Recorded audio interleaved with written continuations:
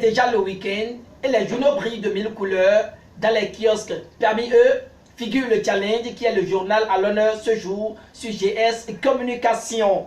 Mesdames, Messieurs, bonjour et bienvenue dans cette revue de presse. Tout de suite, et le Challenge nous embarque avec le point de presse du président de la Commission électorale nationale autonome Sénat suite au dépôt des dossiers de candidature. En manchette, le Canard rapporte que 5 partis politiques sont dans la zone rouge. Seuls 4 respectent les normes. Pour l'auteur de l'article, la réforme de Talon révèle les vraies formations politiques.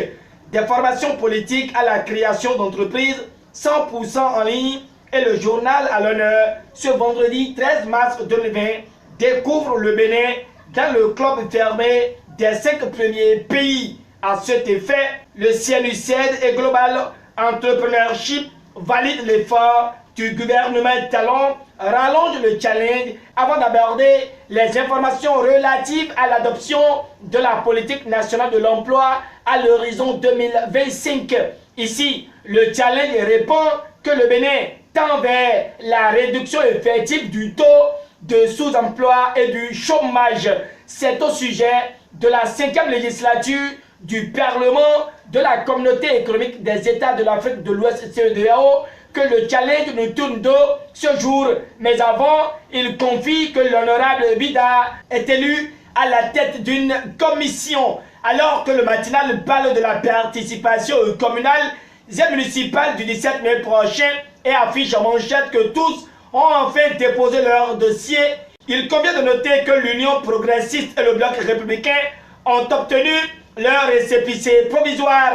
Les dossiers des 7 autres partis en étude propagent le défi d'une génération. Selon lui, le président de la Commission électorale nationale autonome Sénat se prononce sur le déroulement du processus. À son tour, le Soleil Bénin Info trouve que 4 partis politiques obtiennent leur ticket et les autres ont 72 heures pour se mettre au pas, sinon ils verront leur dossier rejeté, confie le journal de Hervé Aladé, conscient que le président Patrice Talon a joué sa partition. La Nation confirme que 4 partis politiques sont porteurs de dossiers complets à la Sénat pour les communales et municipales du 17 mai prochain. Il s'agit entre autres de l'Union progressiste, le Bloc républicain, Moi le Bénin et les forces Cori pour un Bénin émergent, FCBE, rallonge les formateurs. De même, le Télégramme, Index le PRD, l'UDBN de Claudine Afiabi Prudencio, le MLP de Sabi Sirek Regoné et la force Cori pour le développement du Bénin, FCBD de Soumanou Toleba, et confie que ce sont là les 5 partis en difficulté et qui ont 3 jours pour se mettre à jour. À cœur ouvert, le Béninois libéré, se prononce sur l'obtention simple du récépissé par les gens du Baobab et dévoile le trop-plein de cette formation politique qui semble ne pas vivre sous les lois de la République parce qu'ayant en leur sein le ministre de la Justice Séverin Kenom et son collègue de l'Intérieur Saka Lafia. À ces deux s'ajoute Alassane Seydou de la décentralisation qui sont tous d'obédience UP, ne veulent pas se voir appliquer la décision de la Cour suprême pour l'élection d'un nouveau maire à Aplakwe. Hier, c'était une pagaille inavouable qui a eu lieu dans cette commune à la convocation de la session. Bonjour le dégât et le Béninois libéré s'en désole et dévoile que c'est la même ambiance qui a prévalu hier à la Sénat parce que le Bloc républicain a damé le pion à l'Union progressiste en déposant en premier par son sérieux ses cantines à la Commission électorale nationale autonome, devenant ainsi le premier parti politique à sacrifier à cette obligation. Il fallait que l'Union progressiste trouve quelque chose pour montrer qu'elle existe, mettant à nu les agissements des uns et des autres. Le journal de Aboubacar Takou opine sur comment les 2 formations politiques du président Patrice Talon sont gérées et au quotidien d'affirmer que ce n'est pas un hasard que les Béninois détestent l'Union progressiste comparé au bloc républicain en faisant le rapprochement que depuis la nuit des temps, le cheval cabré a toujours suscité admiration, bravoure et élégance auprès des jeunes pendant que le baobab lui inspire crainte pour sa réputation hideuse d'être le refuge des sorciers, mangeurs de nos pauvres âmes.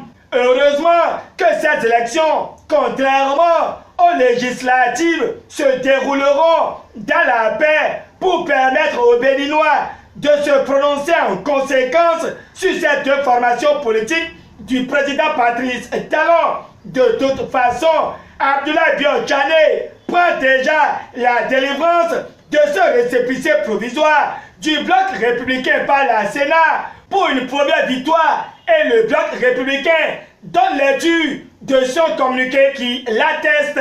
Ailleurs, c'est l'honorable Mathias Kouanou qui attire les regards au sujet de l'amateurisme politique à la veille des communales à Adjoum, et lumière éclaire et voudrait que Roland Tarefa arrête ses agitations puériles à l'endroit de l'élu de la 20e circonscription électorale. Tel un journal humoristique, la Dépêche ce jour touche les actualités communales et écrit ceci en manchette: le 10% la décentralisation. Avec les photos affichées, beaucoup d'analyses peuvent en découler. Allez-y voir.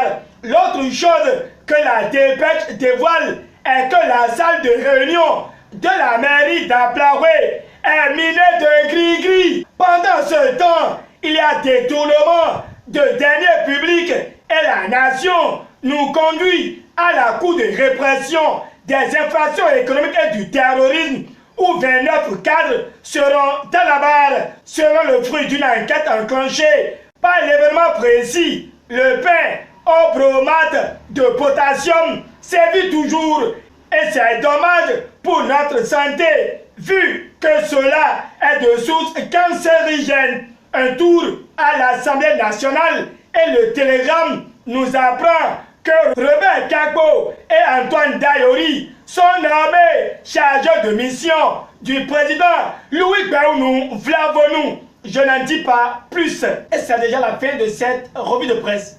Merci de l'avoir suivi. Bonne journée et très bon début de week-end à tous et à chacun. Au revoir et à demain pour l'émission 5 jours au Parlement.